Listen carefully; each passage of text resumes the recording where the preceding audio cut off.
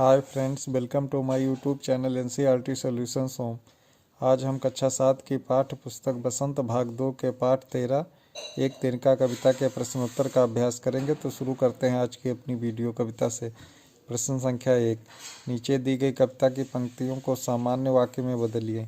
जैसे एक तिनका आँख में मेरी पड़ा, मेरी आँख में एक तिनका पड़ा, मूठ देने लोग कपड़े की लगे, लोग कपड़े की मूठ देने लगे।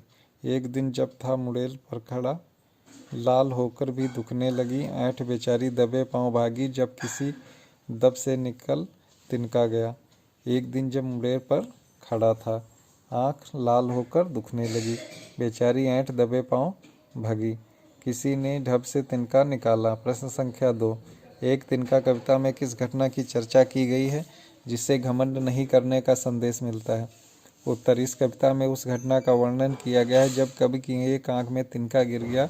उस तिनके से काफ़ी बेचैन हो उठा, उसका सारा घमंड चूर हो जाता है। किस तरह लोग कपड़े की नोक से उसकी आंखों में पड़ा तिनका निकालते हैं तो कवि सोच में पड़ जाता है आखिर उसे किस बात का घमंड है जो एक तिनके ने भी उनके घमंड को ज़मीन पर लाकर खड़ा कर दिया। उसकी बुद्धि ने भी उसे ताने दिए, तू ऐसे ही घमंड करता था, तेरे घमंड को चूर करने के लिए तिनका ही बहुत है। इससे यह संदेश मिलता है कि व्यक्ति को स्वयं पर घमंड नहीं करना चाहिए। एक तुच्छ व्यक्ति या वस्तु भी हमारी परेशानी का कारण बन सकती है। हर वस्तु का अपना महत्व होता है। प्रश्न संख्या 3, आँखों में तिनका पड़ने के बाद घमंडी की क्या दशा हुई? उत्तर, घमंडी की आँख में तिनका पड़ने पर उसकी आँख लाल होकर दुखने लगी, वह बेचैन हो गया, उसका सारा ऐंठ समाप्त हो गया। प्रश्न संख्या 4, घमंडी की आंख से तिनका निकालने के लिए उसके आसपास लोगों ने क्या किया? उत्तर, घमंडी की आंख से तिनका निकालने के लिए उसके आसपास के लोगों ने कपड़े की मूठ बनाकर उसकी आंखों में डाली। प्रश्न संख्या 5, एक तिनका कविता में घमंडी को उसकी समझ ने चेतावनी दी। ऐंठता तू किस लिए इतना रहा, एक तिनका है बहुत तेरे लिए। इसी प्रकार की चेतावनी कबीर ने भी दी है। तिनका कबहू ना नदिए पाँव तले जो होए, कबहू उड़ी आँखिन परे पीर घनेरी होए। इन दोनों में क्या समानता है और क्या अंतर है, लिखिए। उपरोक्त काव्यांश के माध्यम से कवि ने यह संदेश दिया है कि अहंकार नहीं करना चाहिए, क्योंकि एक छोटा सा तिनका भी अगर आँख में पड़ जाए तो मनुष्य को बेचैन कर देता है। खा इन दोनों वाक्यांशों की पंक्तियों में अंतर। दोनों काव्यांशों में अंतर यह है कि हरिऔध जी द्वारा लिखी पंक्तियों में किसी प्रकार के अहंकार से दूर रहने की चेतावनी दी गई है, क्योंकि एक तिनका भी हमारे अहंकार को चूर कर सकता है। छोटे से छोटी वस्तु का अपना महत्व है। दोनों में घमंड से बचने की शिक्षा दी गई है। प्रत्येक तुच्छ समझे जाने वाली वस्तु का अपना महत्व होता है। अनुमान और कल्पनाएं। इस कविता को कवि ने मैं से आरंभ किया है। मैं घमंडों से भरा ऐंठा हुआ। कवि का यह मैं कविता पढ़ने वाले व्यक्ति से भी जुड़ सकता है, और तब अनुभव यह होगा कि कविता पढ़ने वाला व्यक्ति अपनी बात बता रहा है। यदि कविता में मैं की जगह वह या कोई नाम लिख दिया जाए तब कविता के वाक्यों में बदलाव की जाएगा। कविता में मैं के स्थान पर वह या कोई नाम लिखकर वाक्यों में बदलाव को देखिए। कक्षा में पढ़कर सुनाइए। उत्तर, वह घमंडों से भरा ऐंठा हुआ एक दिन जब था मुड़ेर पर खड़ा, अचानक दूर से उड़ता हुआ एक तिनका आँख में उसकी पड़ा। वह झिझक उठा हुआ बेचैन सा, लाल होकर आँख भी दुखने लगी, मूठ देने लोग कपड़े की लगे, ऐंठ बेचारी दबे पाँव भागी, जब किसी ढब से निकल तिनका गया तब उसकी समझ ने यूं ही उसे ताने दिए।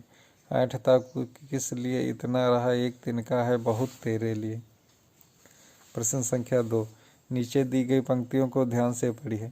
ऐंठ बेचारी दबे पाँव भागी, तब समझ ने क्यों मुझे ताने दिए। इन पंक्तियों में ऐंठ और समझ शब्द का प्रयोग सजीव प्रणाली की भांति हुआ है। कल्पना कीजिए, यदि ऐंठ और समझ किसी नाटक में दो पात्र होते तो उनका अभिनय कैसा होता? उत्तर, ऐंठ और समझ। ऐंठ इतनी ऐंठती क्यों है? ऐंठ, समझ तेरी समझ से बाहर की बात है। समझ, ऐसी कौन सी बात है जो मेरी समझ में नहीं आती? ऐंठ, समझ तेरी समझ में यह नहीं आता यदि मनुष्य सुंदर हो, धनवान हो, समाज में ऊंचा स्थान रखता हो तो उसे अपने ऊपर घमंड आ ही जाता है। समझ नहीं।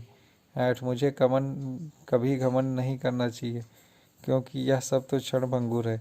कभी भी नष्ट हो सकता है, लेकिन मनुष्य की विनम्रता, उसके परोपकार की भावना व हंसमुख स्वभाव कभी नष्ट नहीं होता। इतने में ऐंठ की आंख में एक तिनका उड़कर पड़ गया। समझ, ऐंठ इतना तिलमिला क्यों रही है? ऐंठ न जाने कहाँ से आंख में तिनका आकर पड़ गया। मैं तो बहुत बेचैन हो रही हूँ। समझ, अब तुम्हारी घमंड कहाँ गई? एक छोटे से तिनके से तिलमिला उठी। ऐंठ, मुझे क्षमा करो समझ, अब मैं कभी अपने ऊपर घमंड नहीं करूँगी। प्रश्न संख्या 3। नीचे दी गई कबीर की पंक्तियों में तिनका शब्द का प्रयोग एक से अधिक बार किया गया है। इनके अलग अलग अर्थों की जानकारी प्राप्त करें। उठा बबूला प्रेम का तिनका उड़ा आकाश, तिनका तिनका हो गया तिनका तिनके पास। जिस प्रकार हवा के झोंके से उड़कर तिनके आसमान में चले जाते हैं और सभी तिनके बिखर जाते हैं, उसी प्रकार ईश्वर के प्रेम में लीन हृदय संसारिक मोह माया से मुक्त होकर ऊपर उठ जाता है। वह आत्मा का परिचय प्राप्त कर परमात्मा से मिल जाता है, यानी उसे अपने अस्तित्व की पहचान हो जाती है और सभी प्रकार की बाधाओं से मुक्त होकर ईश्वर के करीब पहुंच जाता है, यानी आत्मा का परमात्मा से मिलन हो जाता है। भाषा की बात। किसी ढप से निकालने का अर्थ है ढंग से निकालना। ढप से जैसे कई वाक्यांशों से आप परिचित होंगे, जैसे धम से वाक्यांश है, लेकिन ध्वनि में समानता होने के बाद भी ढप से और धर्म से जैसे वाक्यांशों के प्रयोग में अंतर है। धम से, छप से इत्यादि आदि का प्रयोग ध्वनि द्वारा क्रिया को सूचित करने के लिए किया जाता है।